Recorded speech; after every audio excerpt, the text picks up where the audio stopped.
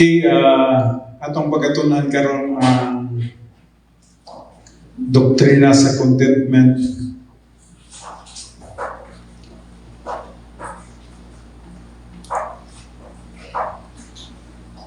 Well, actually, appeal pa kini siya sa doctrine sa sharing the happiness of God, pero atong gikuha kini siya.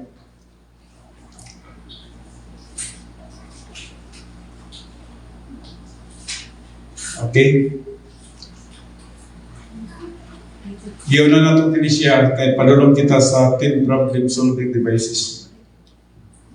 So there is a doctrine of contentment sa 1 Timothy 6 verse 6 kini.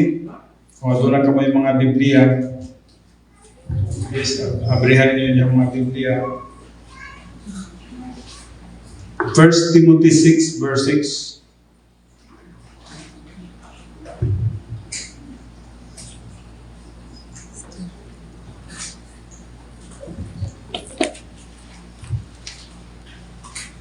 So kung kita na ninyo, sunod-sunod na ninyo ating pasahod.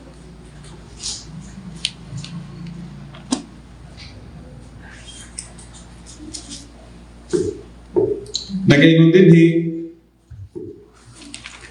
hinoon adunay dakong ganansya diha sa pagka-Diyos nun nga inubanan sa pagbati sa katagbaw. Sa English, gitawag siya contentment. Ayan, gisgutan din ha. Godliness with contentment is great gain. No? Ang yanong translation niya, what usabot nga, kung ang usa ka tao nagkinabuhi nga Diyos nun, uban sa katagbawan, adunay dako nga ginansya. Adunay dako nga gain. Gain, ginansya mo na siya, no? Now, definition na rin, nagayon, contentment is the state of being contented. Ang contentment, ikuha siya sa Griego nga pinulungan na autarkia. O sa Bisaya pa, pagkatagbaw. Okay ng contentment, pagkatagbaw. Maugini siya ang inner happiness. Kalipay sa sulod sa itong kinabuhi, no? Inner happiness, relaxed mental attitude, and tranquility of the soul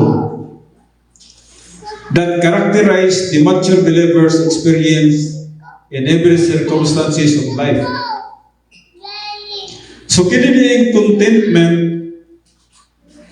kung atong pagkatanawon kini siya, dili kini siya mahitabo sa dili pa hamtong na pagtotoo.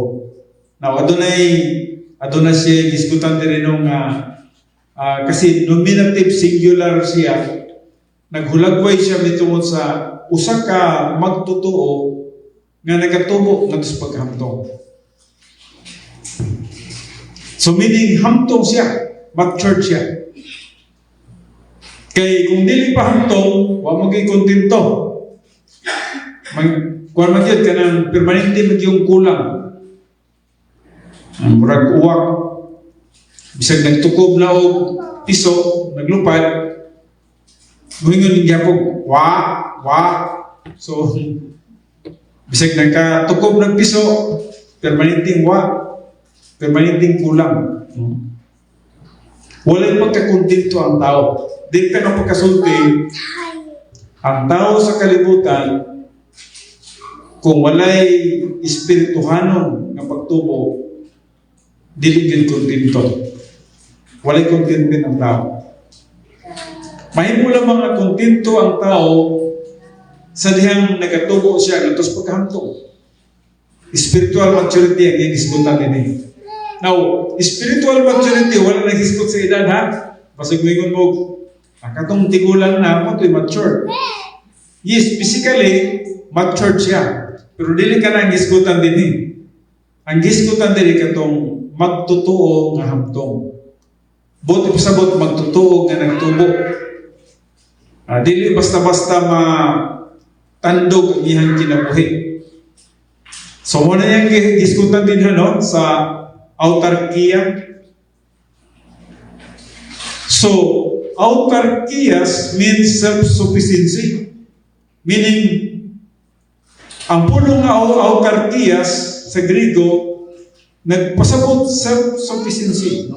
Sa sunod siyang kaugalingon, sufficient na gid siya. So we as believers are to be satisfied and self-sufficient and not to seek more than what God supplied. Kaya usay iunani biyata, no? Ang Diyos nag-supply na sa atong panginahanglanon. Dahil sa pamagi sa pag-supply sa atong panginahanglanon. Pero ang tao, tungkol sa iyang own sin nature, kulangan. Dili kontento. Ang usa ka hantong nga magtotoo, kontento na siya kung unsa man ang gihatag sa Dios ngadto kaniya. Siguro karong buntaga basig na nagkaon og okra ba o talong ba o gulay ba, pero kontento na sila. Napon siguro, karong buntaga na nagkaon sila o mga lechon, mga ham, o sa palagbang nalamian ng mga pagkaon. Sa pagkaon nila ni Ana, di pa sila natagpaw. Di pa sila satisfied. Posible ka na yung mga tao. So, nagkalain-lain ang gitawag na to pagtubo sa matag sa katao. May mga tao nga kontento o unsang ilahang kahimtang. May mga tao nga dili pud kontento. Buti sabot nga dili siya natagbaw sa iyang kinabuhi. O muna nga wala siya kalipay. Huwag magikalipay mo sa katao kung wala siya contentment. Contentment lang maging nabasihanan sa kalipay. O kung nag-iingon din ni Apostol Pablo nga Eusebiia associated with autarkias. Buti sabot nga ang pagka-Diyos nun and then i-associate nimo sa contentment, makaganansya ka. So ito din ang makaginansya nini. Makaginansya mo sa katao kung nagkinabuhi siya nga Diyos nun, nagkinabuhi Diyos nun, sabot hamtong sila magtotoo. Kung nagkinabuhi siya nga Diyos nun, maka-experience siya sa inner happiness, naging tinuod ng kalipay niya sa sunod. Relaxed mental attitude, tranquility of the soul. So, tranquility means kalinaw. Yes, ayan ka lang. Pero kung namusa ka magtotoo, nagkinabuhi siya sa iyang mga desire, sa iyang mga pangandoy, sa iyang wants, mga gusto niya, nagkinabuhi siya sa iyang mga ambisyon sa kalibutan, wala yung contentment niya. So, dili niya ma-experience. Dili niya ma-experience ang autarkias.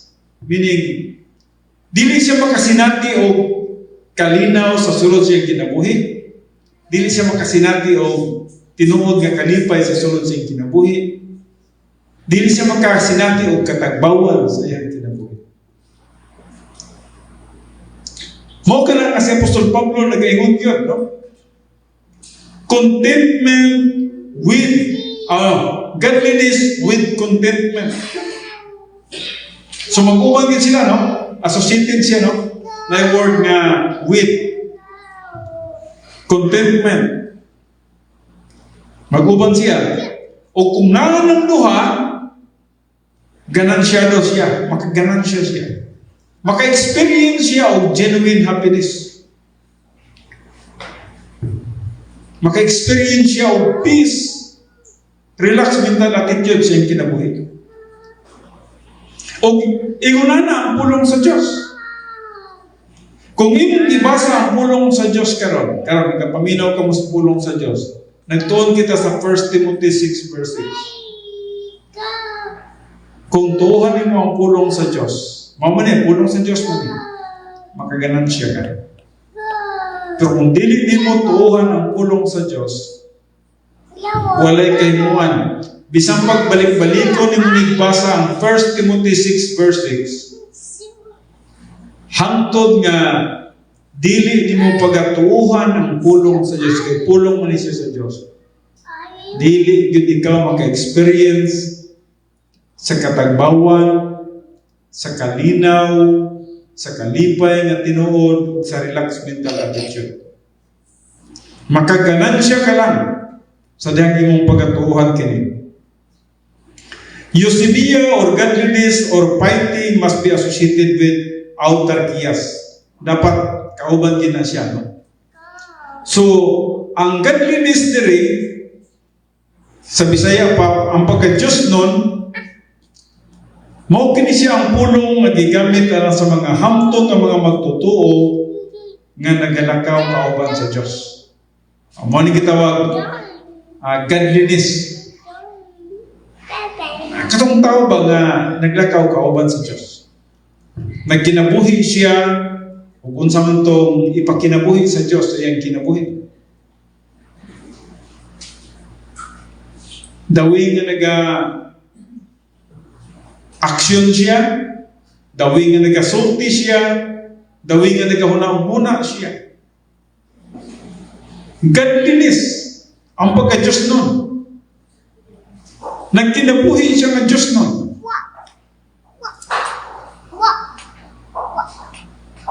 Adjective yan isang godliness, no? Nagkinabuhi siya nga Diyos nun, o busa, iyahang masinati ang gitawag na to ganansya sa iyang pagkinabuhi. Mao ka nga nasa pagpakig-fellowship kauban sa Diyos. O sa iyang pagpakig-fellowship kauban sa Diyos, kini siya mubunga nga ito sa gitawag na to contentment. Nakita ninyo ang kalibutan karon, ganong gubot kayo ang kalibutan. Unsa man gyud bottom line.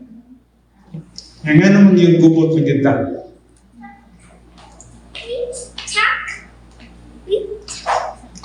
Tungod yun sa old signature. Karon gubat na po ng kuwan, Middle East, no? Halos ikutaw ang entire Middle East karon. Dili lang kay gubat sa Iran o Israel. Kundi gubat sa Iran, Israel, Amerika, Doha, Qatar, Bahrain, Kuwait, ano ba diyan lapit? Dubai, apil pang Dubai. And then Pakistan, Afghanistan, ginubantay din sila. Now, unsa man gyud lintunganay nining tanan. Unsa may katinuoran din nining tanan.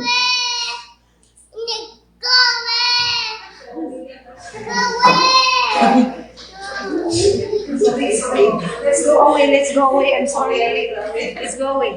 Let's go away na. Go away. Kini siya ang hinungdan yun sa kagubot, mao gitawag na to resulta sa pagkamakasasalak sa tao. Makasasalak din ang tao. Nya, nasubraan sa gitawag na to kanang gitawag na to humanism. Kanang kung sa to'y maayo nga ilang makita nga maayo. Pero ang uban, dili makakita o tinuod nga kaayo.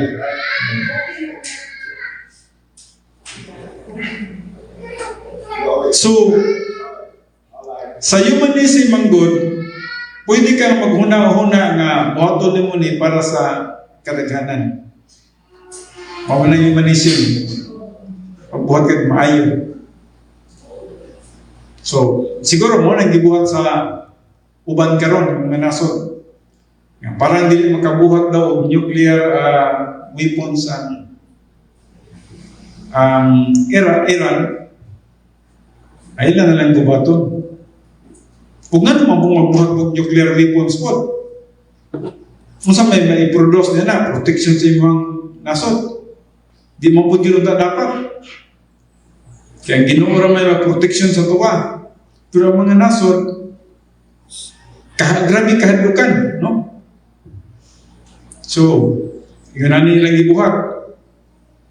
Ambot, pila na kayo patay di karon, no? Well, ang kalibutan na to, puno siya o kasamog, puno siya kagubot, kaguliyang, kana usaragid ang tinubdan niya na tungod kay ang tao makasasala. Makasasala ang tao. Naay kinaiyata nga grabe gyud sa gitawag na to. Kung natong pagkatanaw na siya nga dili kanang gingon lang dili makaon og iro, tinuod na siya. Once nga ang old sin nature ang naglihok sa atong kinabuhi, ang atong kinaiya dili makaon og iro. Noon sa may sabutan natin makaon og iro. Unsa man ang iro? Ang iro mukaon ang bisag unsa. Pero nga nung dili man makaon og iro. Sa ito po mas hugaw pa yun sa standard sa iro. No? So ano ang kinaiya sa tao? Ang old sin nature sa tao, kung mauga niya maglabas, dili makaon sa iro. Dili makaon. Kadaghan na kadungog na, kung ano mga siya, kanang, siya tawag na, idiomatic expression mo na siya, no? Kanang word nga dili makaon sa iro. Mga figurative speech, no? So, naghisgot nito ngon sa usa ka kinaiya nga dili madawat di bisan kinsa. So, gitudluan kita sa pulong sa Dios nga magkinabuhi kita nga Dios nun. Gitudluan kita nga magkinabuhi kita nga maglakaw kauban sa Dios. Pero hangtod nga dili ikaw magatubo ngadto sa pagkahamtong. Mo nang gitawag diri nga ang godliness diri para lang yun sa mga hamtong nga mga magtutuo nga naglakaw kauban sa Dios. Mga magtutuo nga nagkinabuhi in fellowship with God. Nga na mubunga siya o contentment. It is the nominative singular of Eusebia, and here indicates experiential sanctification. Two, a super grace believer. Naghisgot may tungod sa sarang magtutuo nga hamtong, nagpaila nga siya, nagkinabuhi nga matarong, nagkinabuhi nga nagkatubo diya sa grasya sa Diyos. So, nagayon siya, but godliness with contentment is great gain. Kamusta man kita makaginansya nini? Di ka kaginansya kung huwag ka na kinabuhi ng Diyos nun. Sige na taglakaw-lakaw sa kalibutan, di kita makaginansya nini. Makaginansya lang ka sa dihan ang pulong sa Diyos imong gituuhan ug imong i-apply sa imong kinabuhi. Kanang nagkinabuhi kita na Ginoo. Ang Diyos usay dili ra mo kay nato pagdunog kay di mo nato makita ang Diyos, no? Kay kung makita pa siguro ninyo ang Diyos diri karon, kung ang Diyos siguro ang nagsulti sa inyo dinhi karon, siguro mo tuo ka.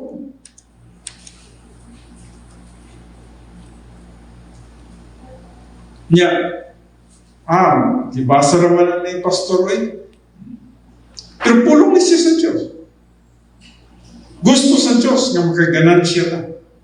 Gusto siya nga magmalipayon ka. Gusto niya nga may katagbawan ka. Kaya sayang atong kinabuhi gyud.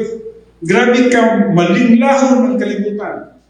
O kita magpadala mong pudgudta, no, sa kalibutan, no? Murag ang kalipay na to na-associate sa mga butang sa kalibutan. Na-associate sa atong makita, na-associate sa atong madungog, sa atong mga pangandoy. So, murag din ang atong kalipay. Wala atong kalipay sa atong pagka-Diyos, no? Wala na butang atong tinuod nga kalipay sa pagsunod sa kabubuton sa Diyos.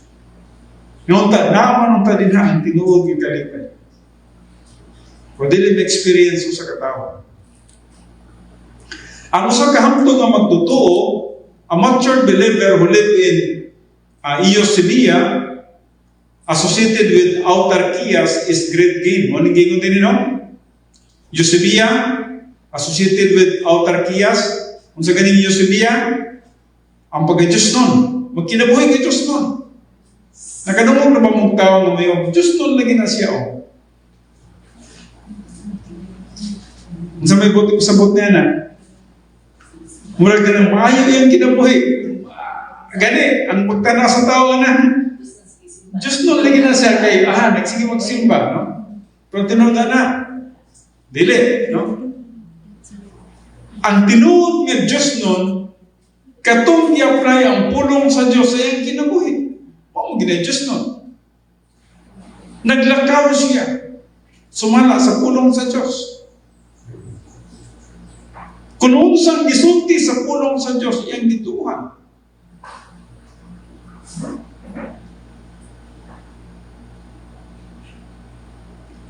Mo nang importante ang pulong sa Diyos.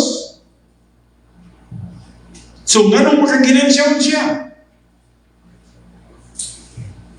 Because he will experience tranquility. Nasa kalinaw sa sunod siyang kinabuhi. O ba ninyo gikinahanglan ng kalinaw? Wa mo na kinahanglan kalinaw? Importante kay kalinaw sa atong kinabuhi. Hantod nga dili nimo makita o unsa ka valuable ang kalinaw sa imong kinabuhi. Dili mo ma-experience ni siya.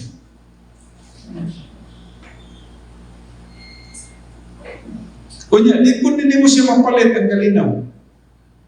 May tagmato ka mga malls o pagsulod pagkanto mo dito na baligyan ang kalinaw dito. Papalitan ako ng kalinaw, di kaya wala ko'y kalinaw, di mo mapalit dito. Ang kalinaw, naragod sa pagkinabuhi ng Diyos mo.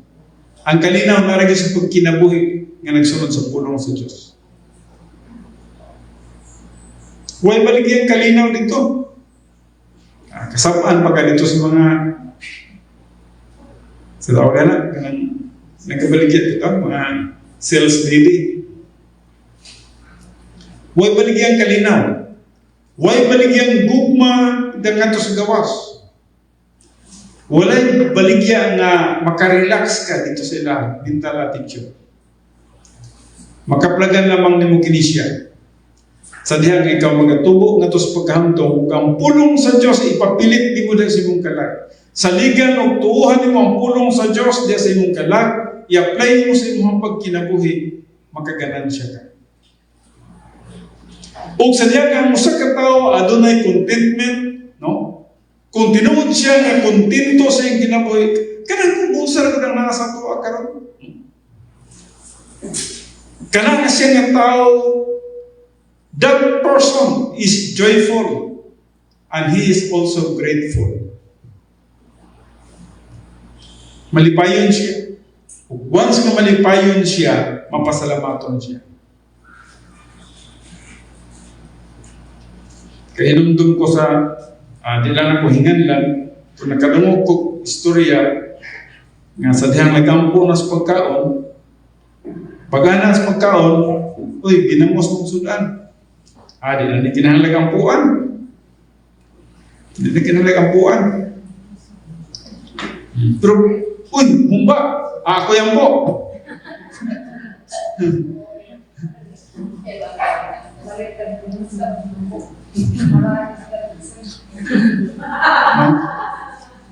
Di na ang buwan eh. Ginamos naman. Pero kung ba, akin eh, ako yung po yun eh. No? Ang tao, magkapangita kayo sa wala. Ang naa, dili madawat. Pero dapat yun, makabalo kita magkontento sa itong kaugalingon. Dawato na to, unsa magod kita God. O kung sa'y makaon na ito, karoon pasalamatan na ito ang Diyos. Muna nga, musa ka tao na kontento siyang kaugalingon, malipayon siyang kaugalingon, mapasalamaton siya sa bisan noon sa utang. O mo naghisgutan sa 1 Thessalonians 5:18. Actually, sa 1 Thessalonians 5:16, nag-uban po ni sila. 16, 17, 18 man ni siya. Ang 17 kay prayer man God. Pero ang sa 16, nag-iingon din na, rejoice always. Kung saan man mo pag-rejoice kung wala ka nagkinabuhay ng Diyos mo. Pantuti, kariti. Kung sa Griego pa, kinipantuti, always, no? Kanunay. Magmalipayon ka mo sa kanunay. Ha? Murag pangalan ng apelido, no? Wala siya. Kining fanta mangod sa Griego is all ni siya, all. Pantuti, kariti man. So, always rejoice. Pantuti, kariti means always rejoice. Pagkalipay ka mo sa kanunay. Kung saan mo pagkalipay sa kanunay, pag kinabuhi ka Diyos nun. Pag kinabuhi ka, kontento sa inyong kaugalingon.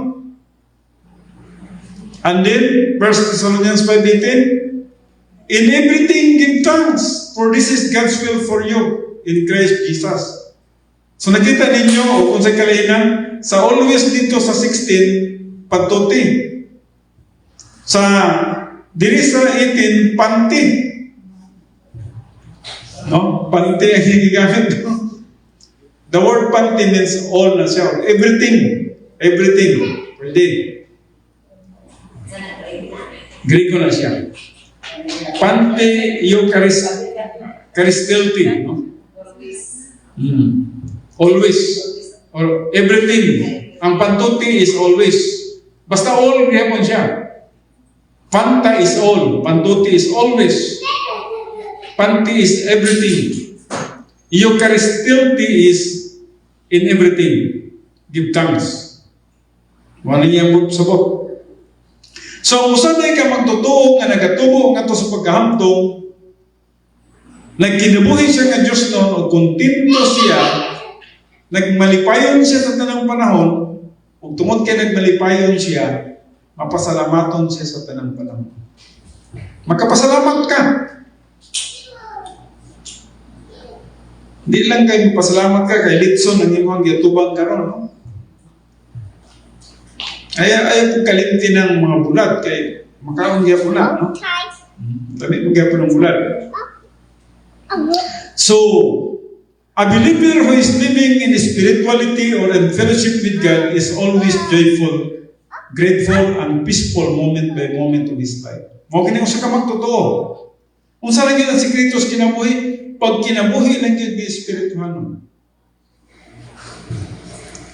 Magkinabuhi lang ka nga. Kasi makailang mo kasi mong kaugalingon. Magkabalo man ka nga dili man ni mayo ang buhat ba? Magkabalo man ka nga dili man ni kamuluton sa Dios ba? Magkabalo man ka nga sala man ni ba? Gawas nga dili mayo tanawon sa tao, dili madawat sa Dios. Kabalo man ka na. Naibulong ka nga wala, dili kay espirituhanon niya na kapalang. Naibulong ka nga na out of fellowship ka. Magpadayan ba ka diya? So, hantod nga managtubo kita sa grasya o kahibalo sa ito ang Ginoong Jesu Kristo kay Si Jesus Christ mo ang example ni tanan. Nga diin atong nakita nga bisan pa dito sa kamatayon sa cross, gipakita niya nga di kanato ang iyang pagka mahigugmaon atong tanan. Pagkakontinto, bisan man sa gibiyay siya, bisan man nga dusta ang iyang kilid, bisan man lamsan ang iyang kamot sa cross, nasiya kalipay sa sulod siyang kinabuhi. Ubusan lagay mo din therefore it says, but godliness with contentment is great gain. Wala na kita mahimo niya na. Mo gini ang pulong sa Dios. Ang pulong sa Dios nagaingon nga di kanato nga kung magkinabuhi kang Dios noon, kauban sa imong pagkakontinto, makaganansya kagayon. Apan kung dili nimo ni pagatuhan, wala kita mahimo. Mahuman na lang ang atong kinabuhi sa kalibutan. Wala tayo kontento sa atong kaugalingon. So dapat magmalipayon mong ganun tata. Dapat unta sa tanang panahon, moment by moment, sabat, mamunay kabubuton sa Diyos atong kinabuhi. Moment by moment, sabat, meaning sa matag gudlo sa atong kinabuhi, aduna tayo kalipay. Sa matag gudlo sa atong kinabuhi, natay kalipay. Mamunta na dapat sa tuwa. Mo gini kabubuton sa Dios. Well, padulong ba gyapon pa rin ha, no? Kaya kung pagatunan pagkahuman ini padulong kita sa pagtuon sa faithless life. Ug ngano nga makapahulay kita. Ngano nga mga tao sa unang panahon wala sila kapahulayan. Gikan sa mga first generation ng mga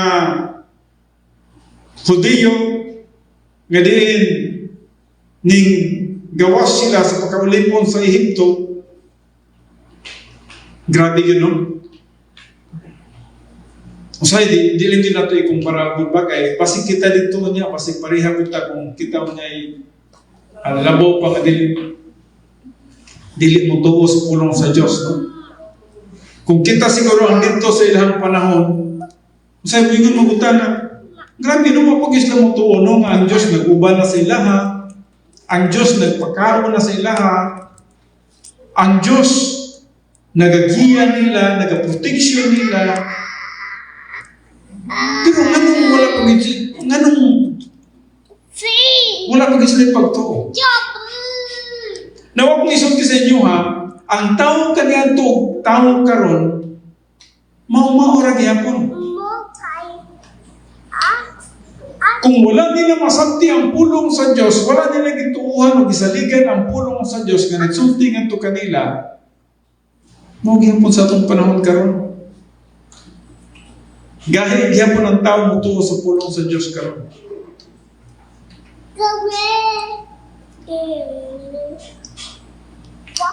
Ang Diyos, nagulat lang siya sa tuwa, will you trust me?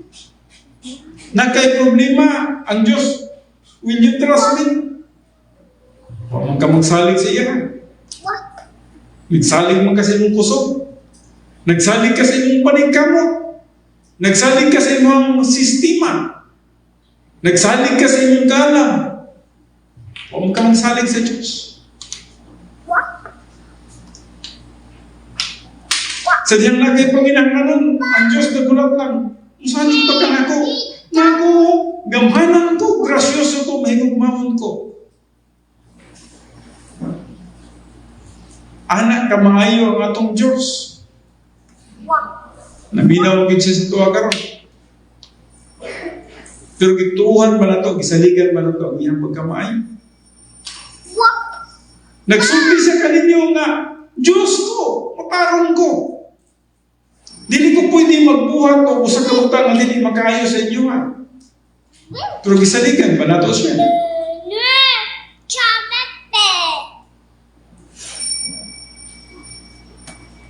Masay manggod, ang Diyos murag ipaka-take for granted lang na to, no? Bisan man sa itong mga pag-ampo.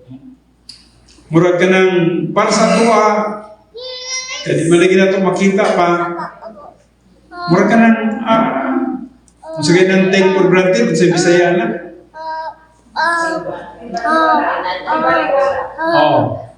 Murag ka, wala lang kayo bili. Murag ka, para sa tuwa, murag dili kayo importante. But, ako musulti sa inyo, ang pulong sa Diyos nga gina-apply sa mga unang mga magtotoo, tanawag kung sa inita po silang kinabuhi.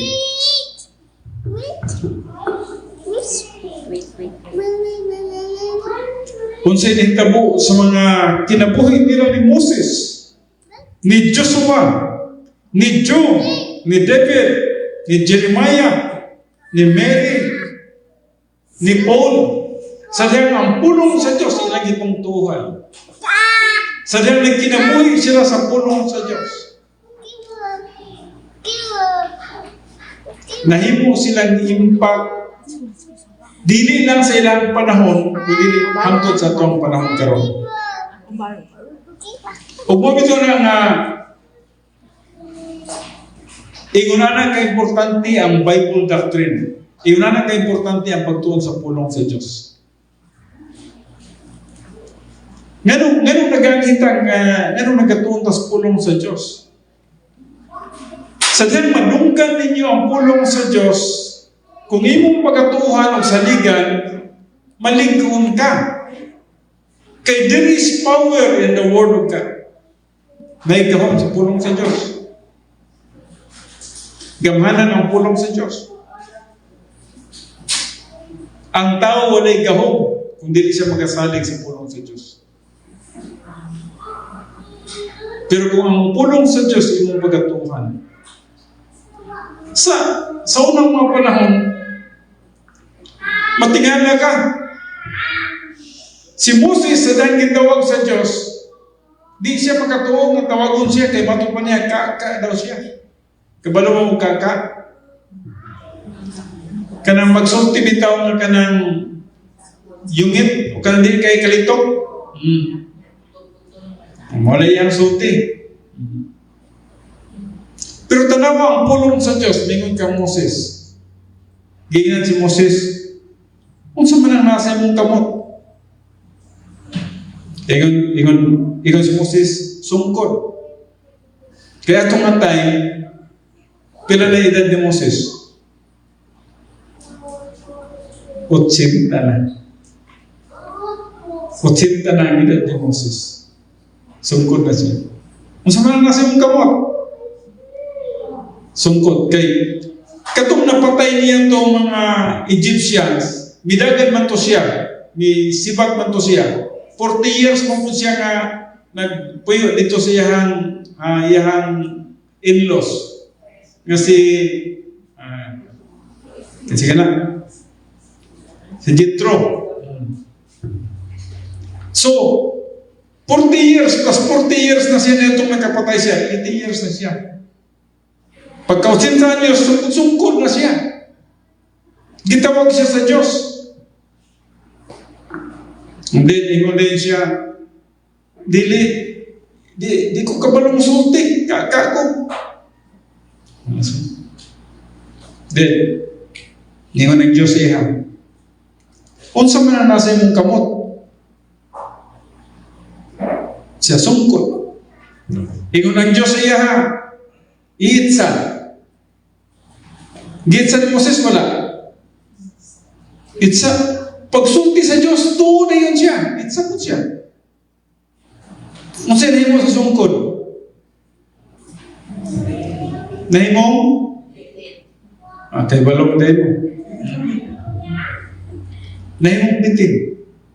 Ana Moses, sa manita mo sa sungkod o yung nahimong bitin naman. Nahimong naman na bitin. Ingon ng Diyos sa iyahan. Gunit ang iko. Ikaw daw, kita kagbitin din na ron. Gunit ang iko.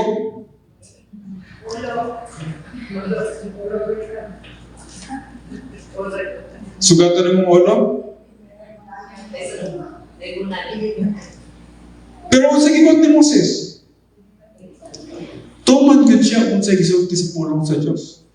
Sa diyan ang Diyos, ang pulong sa Diyos niyang gituman, migulit siya sa ikaw, pagulit sa ikaw, nahimo na pong sungkod. Yung siya grabe sa pulong sa Diyos, no? Tuuhanin mo ang pulong sa Diyos, milagro kayo. Kung tuuhan din ito ang pulong sa Diyos, ma-experience na ito ang gamot sa Diyos. Sadyang lingon ang Diyos kang Moses.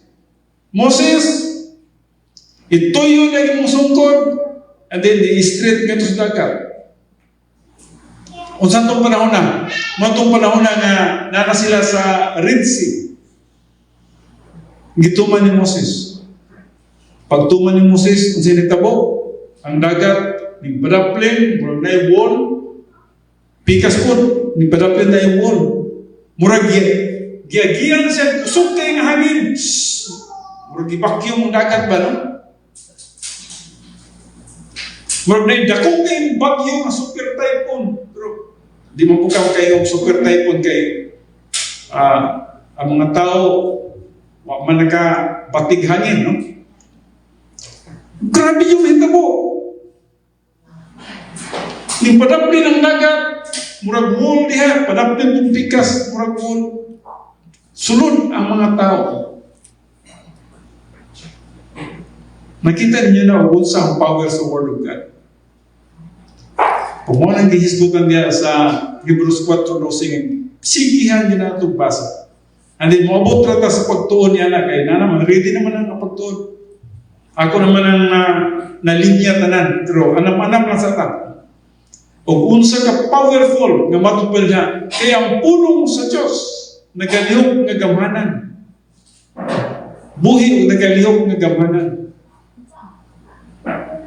Grabe, no? The Word of God is alive and powerful and sharper than any two-edged sword. Now, di pala kayo ninyo masabtan, o ganun ang isgutan din na sharper than any two-edged sword. Ganun, ang espada na din ang isgutan is makaira. Kadagan mang klase sa sword. May sipos, may rumpiya. Ito din ang ganun makaira magyod ang isgutan. Mga espada sa mga Romano ang isgutan. Ngadi, grabe kahandi. O sa ilang sangka sa panggubatan, dili sila ma-out balance. Grabe kahait ang ilang espada. Dili pareha sa rumpaya nga pagbunan nila ninampak, mubang sila ito. Ang kalaban nila, makatibas na sila. Pero ang makaira, pag-anak nila, isa kawalit nila, dili sila ma-out balance. Nga din, kung ikaw nga magtotoo, imo lang tuuhan ang pulong sa Diyos, dili di ka ma-out balance. Dili di ka matumba. Pero kung dili di mo tuuhan ang pulong sa Diyos, tumba ka niya. Kaya ang balanse sa kinabuhi, narigid sa pulong sa Diyos. So, kada sulti sa Diyos kang Moses, ginatuuhan niya. Pero na isa ka panahon nga wala niya gisunod ang pulong sa Diyos. Katong giingnan siya, speak to the rock. Pero sa gibat ni Moses, gibunalan nino niya ang rock ng kaduha. Sa nitabo, wala siya kasunod sa land of promise. Kung kita dili po musunod, kung kita dili mutuo sa pulong sa Diyos, dili mo ta kasunod sa land of promise. Naon sa man ang imong land of promise, ang isulti sa inyo, kalinaw. Kung dili mo tuuhan ang pulong sa Diyos karon, dili mo i-aplikan ang pulong sa Diyos sa imong kinabuhi, dili ka maka-experience o kalinaw diya sa imong kanan. Dili ka maka-experience sa tinuod nga kalipay. Gubot gihapon imong kinabuhi sa mga kalibutanong butang. Na-rattle gihapon ikaw. Ang imong mga kinabuhi, way katagbawan. Nagsigi pa gihapon ikaw pangita sa imong kalipay. Out of balance gihapon ka. Wala din mong isaligan ang pulong sa Diyos. Huwag mo ka na, importante ang pulong sa Diyos atong kinabuhi. Hangtod nga dili, mutuhog ang pulong sa Diyos atong kinabuhi, dili din nato ma-experience ang kalinaw. Tinuod nga kalipay, katagbawan, impact, may mong history, may mong kasaysayan ng inyong kinabuhi. Sa kalibutan, dili ka magamit. Kung wala ka nagatuo, nagasalig sa pulong sa Diyos. Yung importante ang pulong sa Diyos. Just follow the Word of God. Tuuhin din ang pulong sa Diyos. Once imong tuuhan ang pulong sa Diyos, imong saligan ang pulong sa Diyos, dili kayo ma-out balance. Pag-ingutin na sa Proverbs 3, 5-6, trust in the Lord with all your heart.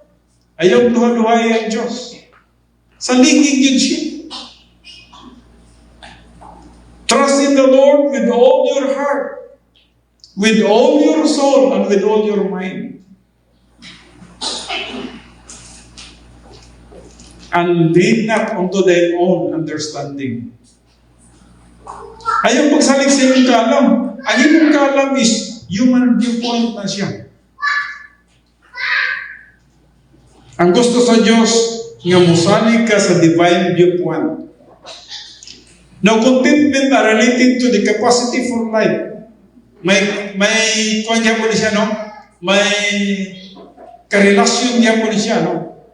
Kauban niya po siya sa capacity for life. Number 1, capacity to deal with the circumstances of life.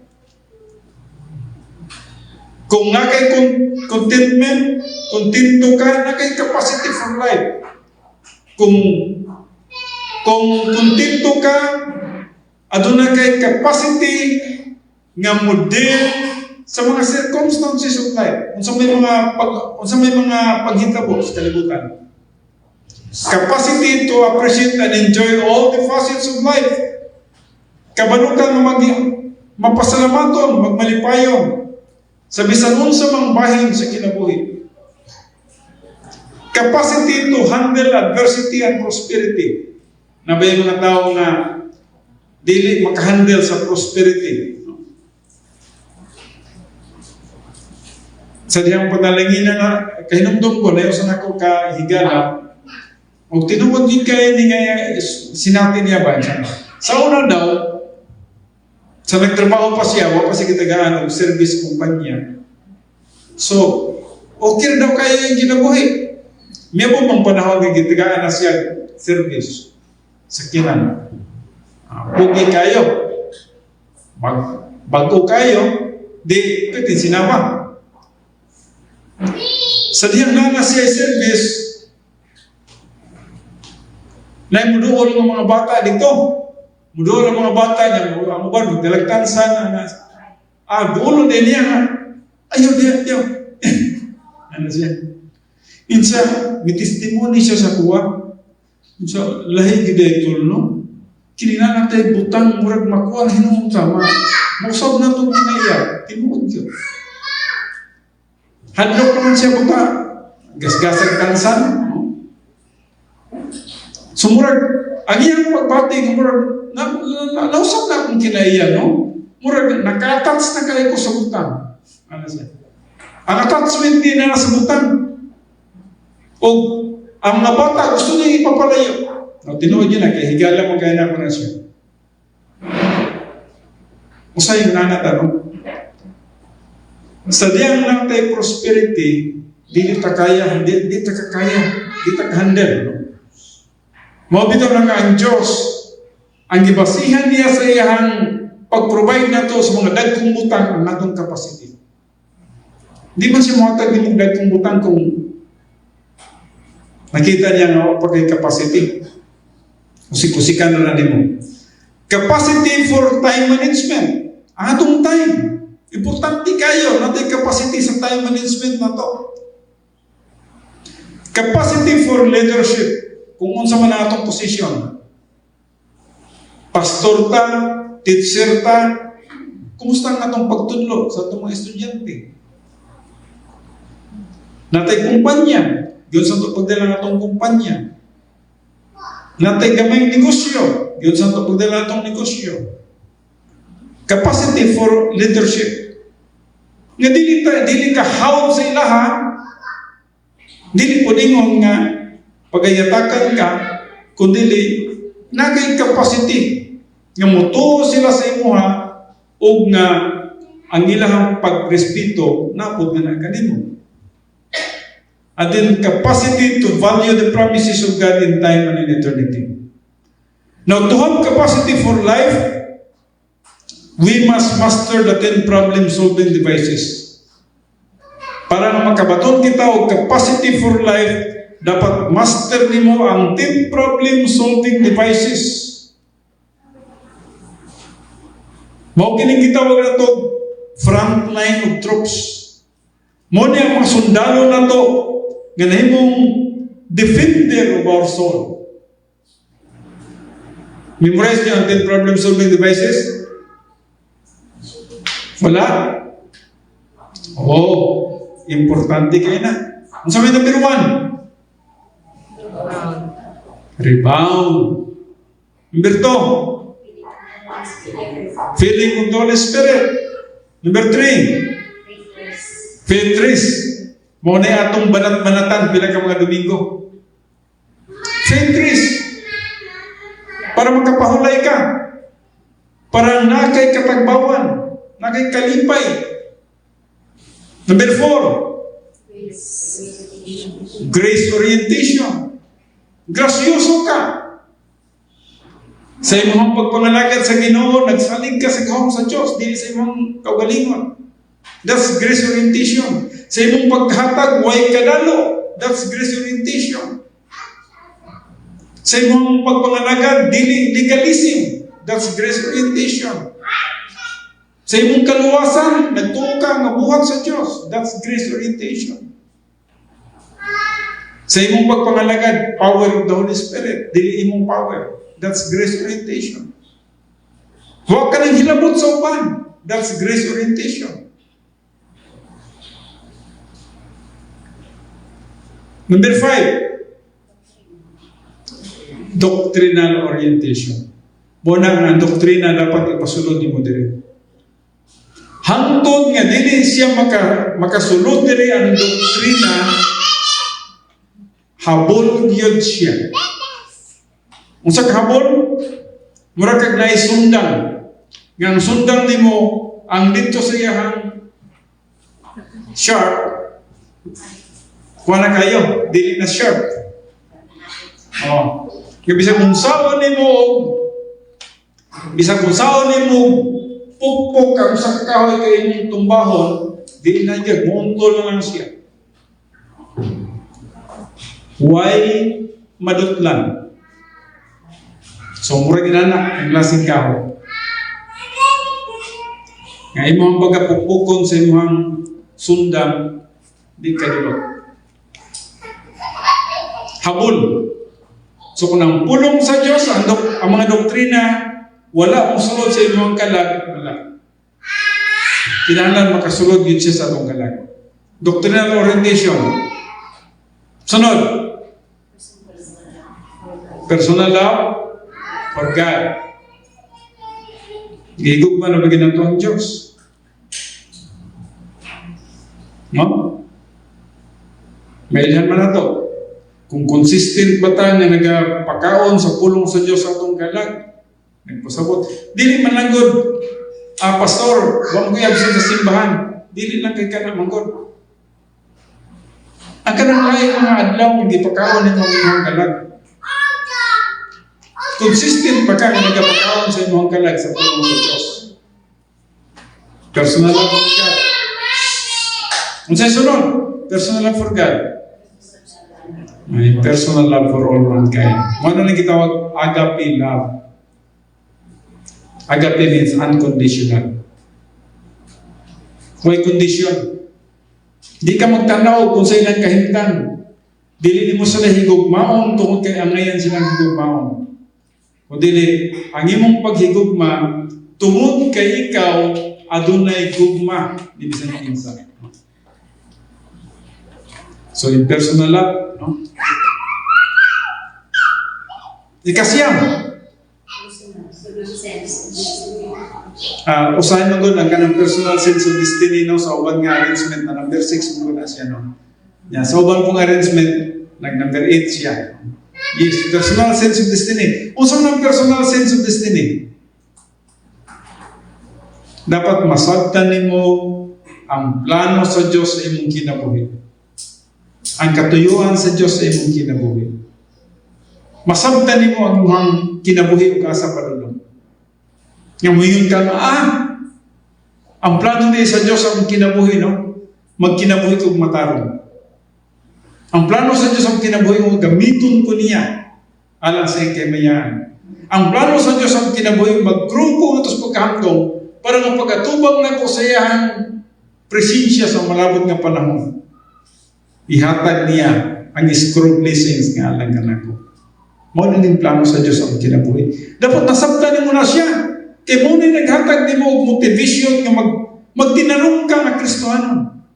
Personal sense of destiny. Di ka magpapadlong kung nasabtan niyo ang personal sense of destiny. Number 9.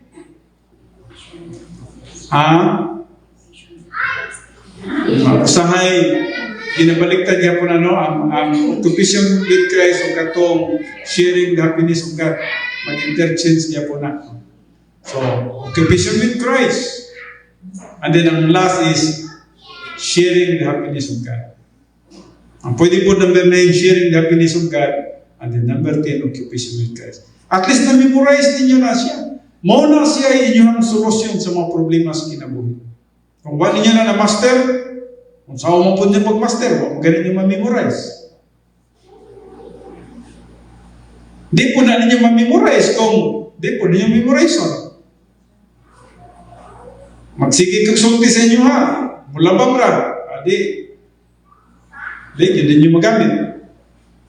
Just remember nga, ang 10 problem-solving devices, mo'y kagamitan sa inyong hanggalan kung saan niyo pag-counter-attack ang mga pagsulay sa kalibutan. So, mao ka na siya. Our front line of troops, the defender of our soul, ang problem-solving devices. Remember the statement that says, adversities is inevitable but stress is optional. Kaya mag-ampotan. Amahan na po ka Diyos, salamat sa imong pulong, salamat sa imong grasya, sa imong kaayos sa mga kinabuhi. Pabalik kami, Father God, bisang pa nagpabili ng mga programa, ginapasalamatan na mo ikaw sa imong pulong, nga din kanunay nga nagadasig o nagahagit ka na magkinabuhi kami. Nga Diyos nun, magkinabuhi kami nga adunay katagpawan, nagkinabuhi kami ng Espirituhan ng Father God. Salamat sa imong mga pulong. In Christ's name, we ask all these things with praises. Amen.